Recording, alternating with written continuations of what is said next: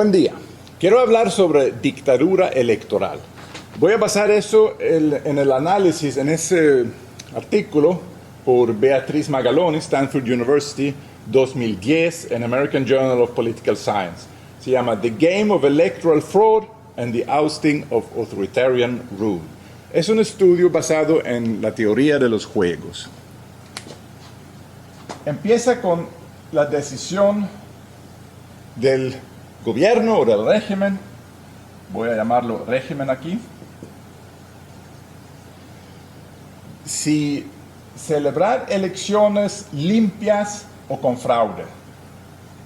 Eso es fraude y eso es no fraude. Una vez que el régimen haya decidido eso, la oposición política tiene que decidir si aceptar o no el resultado. Acepta, no acepta. Acepta, no acepta. Si no acepta, entonces protesta. En el estudio que mencioné, el autor considera la situación donde hay dos partidos de oposición. La oposición no está unida, pero hay dos partidos y ambos tienen la posibilidad de ganar. Podemos hacer el caso más fácil aquí, solamente considerar una oposición y una sociedad civil que está fuera de esa oposición. Entonces, los casos aquí son, en ese caso habrá democracia. En ese caso habrá democracia con dudas. En ese caso habrá dictadura con conchupancia. Y finalmente aquí hay conflicto. Ahora vamos a ver cómo piensan los diferentes autores, por qué pueden llegar a cada uno de esos resultados. Y en el artículo, primero hay que considerar la decisión del régimen. Si ellos eligen ir por democracia, hacer elecciones limpias, entonces tendrán más legitimidad. Sin embargo, eso solamente lo van a tener si la oposición acepta el resultado sin protestarlo. Si la oposición decide protestar el resultado, aún siendo limpio, entonces no van a tener la legitimidad que quieren. Por eso este aquí es un resultado que no conviene al régimen, no conviene al gobierno. Y eso significa que si van por ese camino, es en el interés del gobierno asegurar que las elecciones son no solamente limpias, pero transparentes y que pueden comprobar que haya quizás una tercera fuerza o observadores internacionales que pueden verificar que fueron auténticas para que la oposición no proteste el resultado. Por otro lado, viendo eso de la situación de la perspectiva de la oposición, si ellos protestan y no había fraude, entonces una parte de sus votantes, de sus seguidores, van a pensar que ese partido está un poco loco y en la próxima elección a lo mejor van a abandonar ese partido porque hizo algo mal. En el estudio, en esa teoría de los juegos, se asume que hay diferentes grupos de votantes que votan por el gobierno, que votan por la oposición. Y que lo que tienen en común es que consideran que hay diferentes tipos de votantes. Hay votantes centrales o claves o firmes que nunca van a abandonar su partido porque lo que ellos quieren es dinero, es conchupancia, es cosas que solamente el gobierno en poder pueden darles. Esos son el núcleo de los votantes. También en algunos países los núcleos son los que votan por un partido por razones de etnicidad o religión, por ejemplo.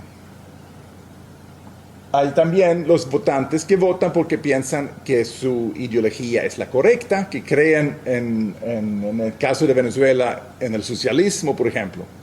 Pero los que creen en socialismo votan por el gobierno solamente hasta el momento cuando ven que ese gobierno no está implementando el socialismo, no está haciendo el trabajo bien. Si ellos se dan cuenta que el gobierno no es legítimo, que están haciendo cosas ilegítimas, entonces a lo mejor ellos no van a votar por ese partido en el futuro. Por eso, en la oposición, ellos tienen una razón, una justificación para no protestar elecciones a menos que tengan pruebas en mano que fueron ilegítimas, que si se hizo fraude. Porque si protestan y no había fraude, entonces parte de sus votantes van a abandonar a ellos. Ese es el problema aquí. Obviamente, bueno, hay otro factor de tomar en cuenta y es si la gente tiene perfecta información o solamente sabe algunas cosas. Si hay transparencia, los votantes saben y el partido sabe si había fraude o no. Entonces esa alternativa no va a aparecer.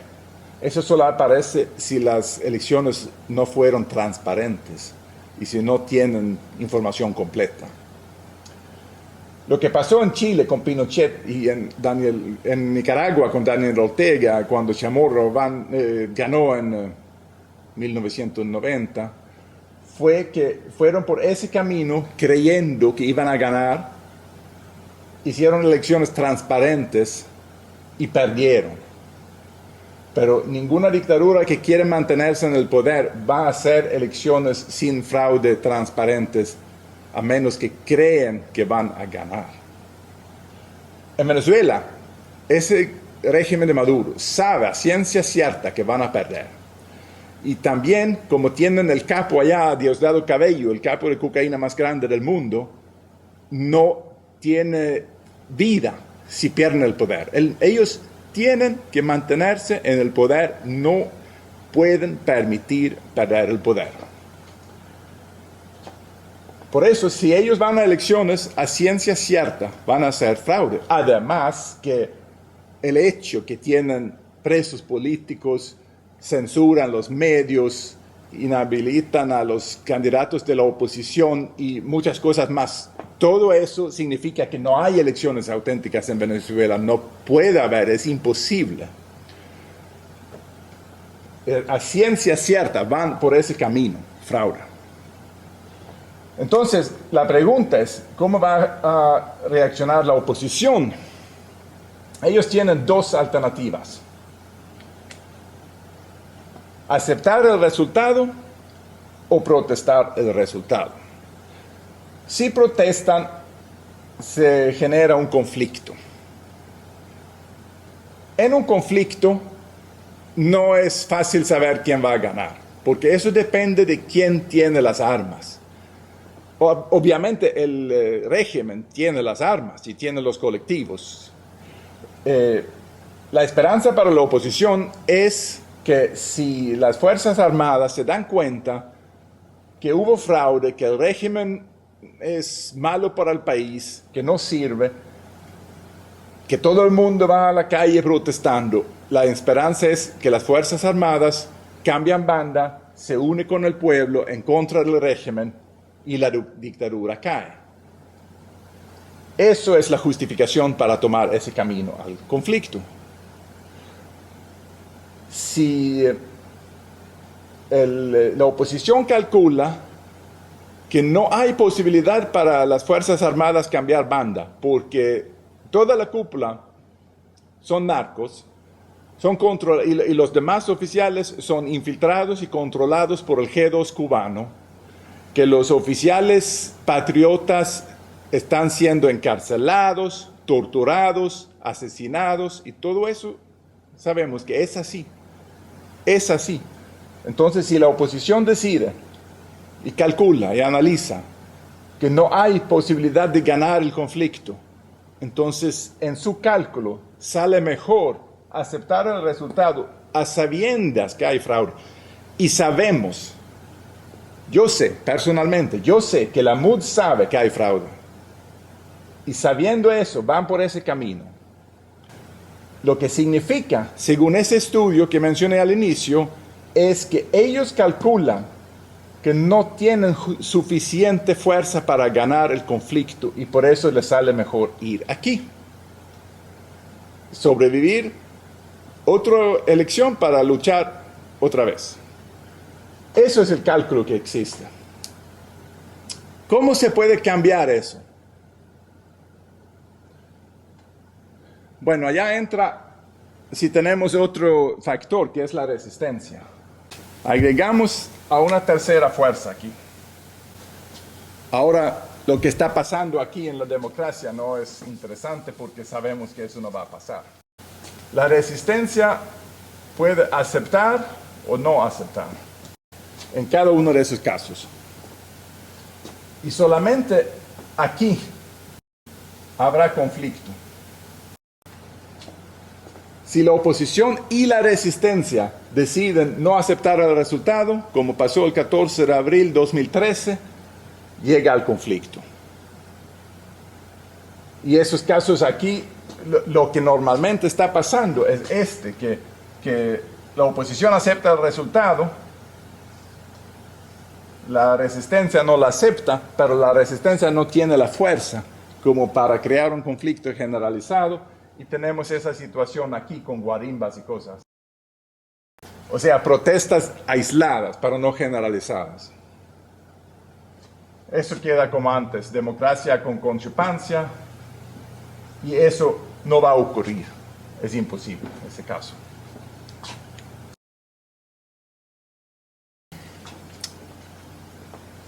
Esta es otra manera de ver y visualizar las diferentes opciones. Aquí tenemos el régimen que puede hacer elecciones limpias, elecciones con fraude o no hacer elecciones. Y la oposición que puede aceptar o no aceptar, protestar, pelear. Las alternativas son aquí democracia, democracia con dudas, dictadura con conchupancia, conflicto. Y aquí dictadura plena y rebelión. Ahora, podemos poner valores. ¿Cuál es el valor para cada jugador? Para cada uno de esas alternativas. En esa esquina aquí he puesto el valor para el régimen y la esquina aquí está el valor para la oposición. En Venezuela es parte de las Américas y ya no se acepta dictaduras plenas. Por eso, ir a una dictadura plena no es tan interesante para el régimen.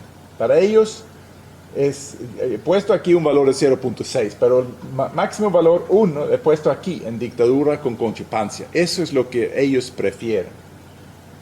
Y elecciones limpias he puesto 0.2 porque saben que van a perder. Por eso tiene un bajo puntuaje. Si ellos hubieran creído que iban a ganar, tendría mejor puntuaje aquí. Pero ya saben desde 2002 que no van a ganar. Y obviamente, si la oposición no acepta el resultado, cada uno tiene menor puntuaje, 0.1, 0.4, 0.4. Porque conflicto y rebelión aquí más o menos da igual para el régimen, pero aquí hay una diferencia. Para la oposición, lo optimal es democracia, obviamente, puesto 1 aquí, y mucho menos por protestar contra elecciones limpias, porque ese sería contraproducente, he puesto 0.5 por eso. Dictadura con conchupancia, he puesto 0.3, pero conflicto 0.2, porque en la situación actual, cuando saben que no cuentan con armas, no cuentan con las Fuerzas Armadas, eso tiene bajo puntuaje.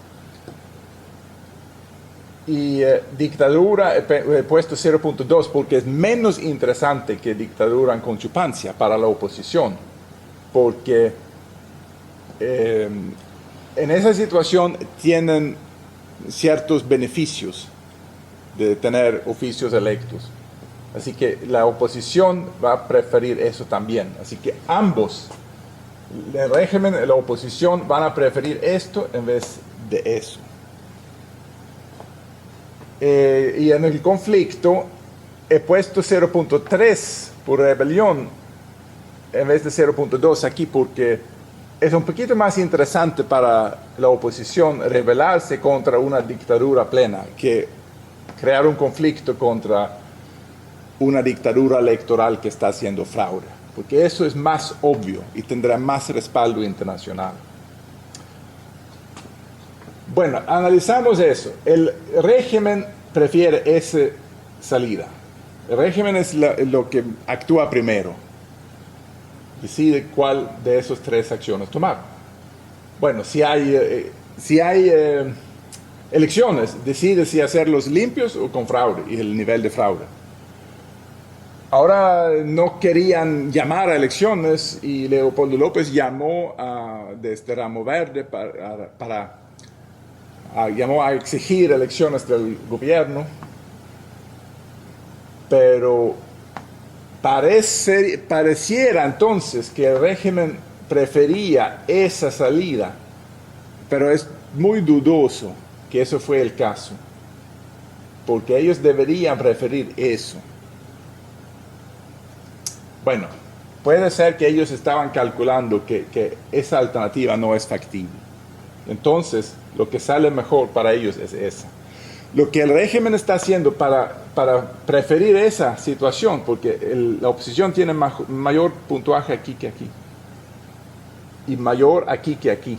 Entonces, el régimen quiere bajar ese punto para la oposición, y la manera de bajar ese punto es amenazar con violencia, armar a los colectivos, declarar que las Fuerzas Armadas son chavistas. Todas esas cosas el régimen hace para bajar ese punto aquí para la oposición, para que no se rebela. La estrategia para la resistencia, que no quiere esa salida, pero es bajar a ese puntuaje, para que ese sale más grande. Si logran bajar eso a 0.1, por ejemplo, y eso se puede hacer hablando sobre el fraude, radicalizando a la población. Es un resultado del estudio que mencioné, que cuando los votantes son más radicales, son más dispuestos a sospechar fraudes, entonces hay más probabilidad que van aquí y es menos probable que la oposición va a seguir en conchupancia. Entonces, bajando ese punto, abajo de eso, cuando el régimen mira eso, van a darse cuenta que si van por aquí, lo que van a lograr no es eso, sino eso. Eso pone al régimen en un problema, porque aquí también ese tiene mayor puntuaje. Eliminando eso, para el régimen se presenta un problema. Eso es por qué al régimen no le conviene que la resistencia exija elecciones auténticas y hable sobre el fraude. Mencioné antes que el régimen puede bajar ese puntuaje hablando sobre amenazas de violencia, armando los colectivos, pero también pueden afectar ese valor en la oposición y lo hacen con el tamaño del fraude. Eso también afecta ese valor, obviamente. Si el fraude es pequeño, invisible, la oposición tiene menor interés de conflicto, entonces es más probable que se van a quedar aquí con dictadura, con chupancia. Eso significa que el régimen no solamente decide si hacer fraude o no, pero decide el tamaño del fraude, poco o mucho. Y ellos, eso es lo bonito para ellos, que existe una fórmula en ese artículo, existe una fórmula que dice, que calcula el tamaño optimal del fraude.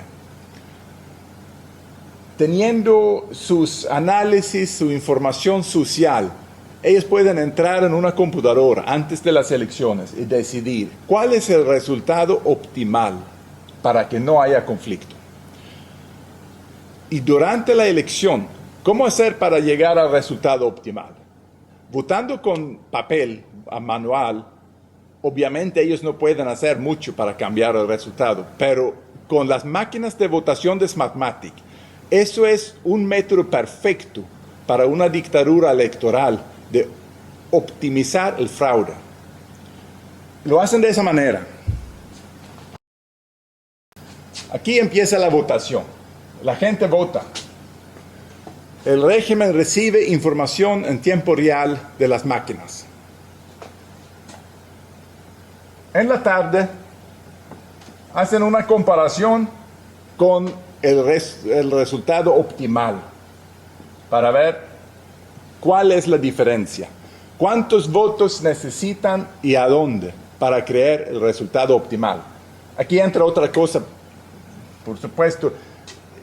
Eso también está mencionado en el artículo. La manera más difícil para la oposición de convencer a sus votantes de ir a conflicto es si el fraude es parcial. Porque si solamente se ejecutan como 80% de los centros de votación, por ejemplo, entonces hay como 20% de los centros de votación donde la oposición, los testigos de la oposición van a salir y decir, aquí no hubo fraude. Eso es el mejor respaldo que puede tener el régimen para evitar el conflicto. Por eso van a hacer fraude parcial. Van a ver cuántos votos se necesitan, dónde ponerlo, y van a hacer un fraude parcial mandando esos datos a las máquinas y cerrando la votación. Y unas horas después salen diciendo que eso y ese fue el resultado, un resultado que ya habían calculado mucho antes de la elección como el resultado optimal para tener máximo beneficio y el menor riesgo posible de un conflicto. Esas máquinas de votación es la herramienta perfecta para automatizar el fraude y ejecutarlo en tiempo real. Es el arma perfecta para una dictadura electoral.